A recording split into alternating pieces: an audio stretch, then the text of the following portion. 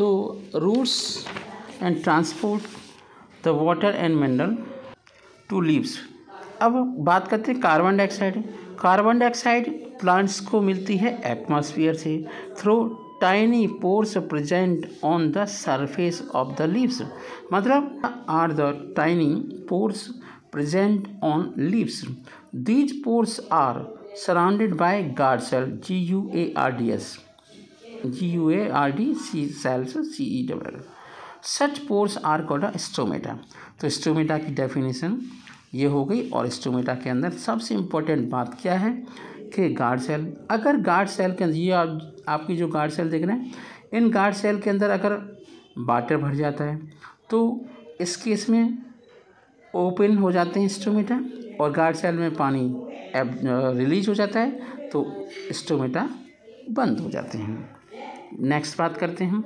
Water and minerals are transported to the leaves by the vessel which run like pipes throughout the root the stem branches and leaves. और इन्हीं vessel को कहते हैं जाइलम्स। क्या बोलते हैं?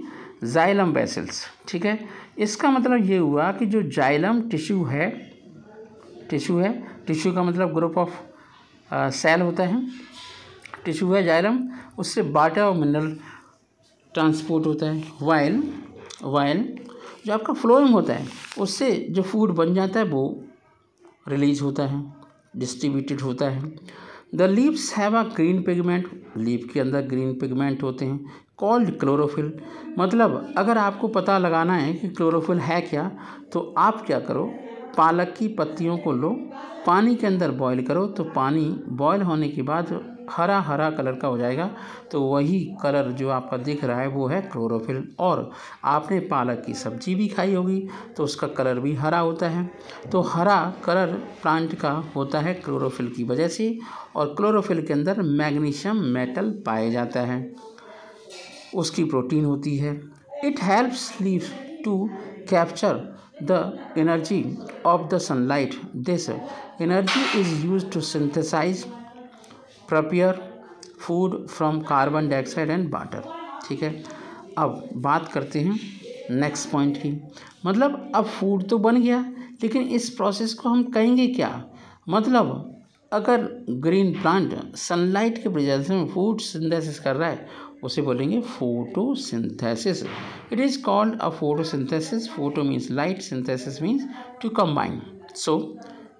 तो हम कह सकते हैं so we find that chlorophyll, sunlight, carbon dioxide and water are necessary to carry out the process of the photosynthesis. मतलब जिस तरीके से आपको चाय बनानी है तो दूध चाहिए, पानी चाहिए, अदरक चाहिए, मिल्क चाहिए, चाय चाहिए, उसी तरीके से आप ग्रीन प्लांट्स को फोटोसिंथेसिस के लिए ये रॉ मटेरियल चाहिए, कार्बन डाइऑक्साइड, ठीक है, सनलाइट, वाटर मिनरल और क्लोरोफिल। चलिए आगे बढ़ते हैं।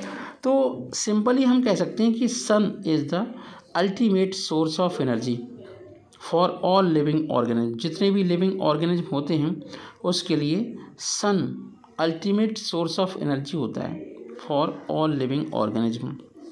The survival of almost all living organisms directly or indirectly depends upon the food made by the plants।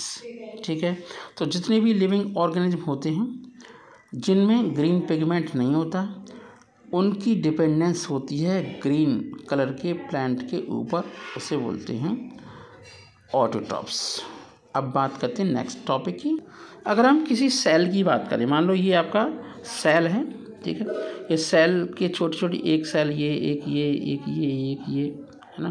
तो ये आपका साइटोप्लाज्म है, ये न्यूक्लियस है, और ये सेल की मेम्ब्रेन। सेल मेम्ब्रेन को ही हम प्लाज्मा मेम्ब्रेन भी कहते हैं। क्या कहते हैं? Plasma membrane. तो अब हम बात करते हैं the bodies of living organism are made up of tiny units called cell. मतलब किसी भी लिविंग ऑर्गेनिज्म की स्मॉलेस्ट यूनिट ही क्या होती है? सेल। तो cell is a fundamental and structural unit of a life. Some organism are made up of only one cell. जैसे amoeba, paramecium, euglena. Okay, the cell is enclosed by a thin outer boundary called the cell membrane. Most cells have a distinct centrally located spherical structure called nucleus. तो ये आपका nucleus centre में ही तो है, तो centrally है, और ये आपकी सेल मेम्ब्रेन है, तो उसे कहते हैं न्यूक्लियस। मतलब ये हुआ कि अगर न्यूक्लियस है किसी सेल के अंदर और डेवलप्ड है तो सारे सेल की प्रोसेसेस न्यूक्लियस के द्वारा कंट्रोल होती हैं, उसी तरीके से जिस तरीके से कोई भी ड्राइवर किसी बस को कंट्रोल करता है। The nucleus is surrounded by a jelly like substance called a cytoplasm. तो हमने यहाँ पर 4 डेफिनेशन देखी। सेल क्या है, सेल मेम्ब्रेन क्या है, न्यूक्लियस क्या है और साइटोप्लाज्म। हम आगे बढ़ते हैं। मतलब ये हुआ कि फोटोसिंथेसिस केवल प्लांट की लीव्स में ही नहीं होती, फोटोसिंथेसिस उस ऑल ग्रीन प्लांट्स के अंदर होती है जहाँ पर ग्रीन पिगमेंट फोटोसिंथेसिस के लिए उपलब्ध होता है। मतलब जो आपका क्लोरोफिल होता है वो एनर्जी को ट्रैप कर लेता है। मतलब इन ग्रीन स्टेम वहाँ फोटोसिंथेसिस हो सकती है, ग्रीन ब्रांचेज फोटोसिंथेसिस हो सकती है, और जो डेजर्ट प्लांट्स होते हैं उनके ऊपर स्केल पाए जाते हैं छोटे छोटे, और जो लीव्स होती हैं वो स्पाइन कांटेदार, बबूल की लीफ देखी होगी बहुत कांटेदार, leaves to reduce loss of water by the transportation. अब ये देखो फनी बात ये है कि जितने भी डेजर्ट में प्लांट होते हैं वो जीरोफाइट्स होते हैं, उनके स्टेम लीफ है ना वहाँ पर ग्रीन पिगमेंट पाया जाता है। अब उस ग्रीन पिगमेंट का फ़ायदा क्या है? फ़ायदा ये है कि वो प्लांट के हर पार्ट में फोटोसिंथेसिस हो सकती है, और ऐसा इसलिए होता है स्पाइन्स लीव्स की इसलिए पाई जाती है, स्पाइनी लीव इसलिए पाई जाती हैं जैसे ऑलरेडी पानी तो है नहीं डेजर्ट में, अब वो इतने ज़्यादा इवापोरेट करेगा, लीव से ही इवापोरेट करता है यहाँ स्टोमेटा से, ठीक है, तो इवापोरेट करेगा तो फिर गड़बड़ नहीं हो जाएगी। प्लांट को पानी की कमी है, पानी रिलीज कर रहे हैं तो फिर क्या होगा, ठीक है, तो इसका मतलब ये सही नहीं। अब हम एक्चुअल कंडीशन पे जाते हैं। During photosynthesis chlorophyll contains cells of leave.